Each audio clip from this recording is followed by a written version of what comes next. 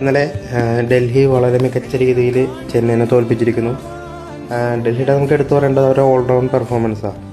അവരുടെ ബാറ്റേഴ്സ് നോക്കുകയാണെങ്കിൽ ഓപ്പണർ മാത്രം ഡക്കി പോയുള്ളൂ. ബാക്കി എല്ലാവരും തന്നെ നല്ലൊരു കോൺട്രിബ്യൂഷൻ നടത്തിയിട്ടാണ് പോയത്. എടുത്തു പറയേണ്ടത് KL രാഹുലാണ്. KL രാഹുലിൻ്റെ സൂപ്പർ ഇന്നിങ്സ് ആയിരുന്നു. അതുപോലെ അഭിഷേക് പോറൽ ഓപ്പണിങ്ങിൽ നല്ലൊരു മുന്നേറ്റമാണ് അവർ നടത്തിയത്. പക്ഷേ ചെന്നൈയെ സംബന്ധിച്ചിടത്തോളം ഒരു തുടക്കം കിട്ടിയില്ല. വന്നവർ ഔട്ടായി പോവുകയായിരുന്നു. സ്ട്രൈക്ക് റേറ്റ് മുന്നോട്ട് കൊണ്ടുവരാനായിരിക്കും സാധിച്ചില്ല. പക്ഷെ അവസാനം ധോണിയും വിജയ് ശങ്കറും ശ്രമിച്ചെങ്കിലും അത് എത്തിപ്പിടിക്കാനൊക്കെ അപ്പുറമായിരുന്നു. ഡ്രീം 11 ടീം നോക്കുകയാണെങ്കിൽ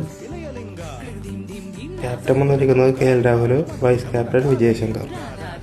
ഇത്തവണ ഒരു 938 ഏറ്റവും ലോവസ്റ്റ് പോയിൻ്റാണ്. MS ധോണി ഉണ്ട്, Jadeja, V Nigam, K Ahmed, Starc, ബദിരാണ്. 938 ഹയസ്റ്റ്. വിന്നേഴ്സ് നോക്കുകയാണെങ്കിൽ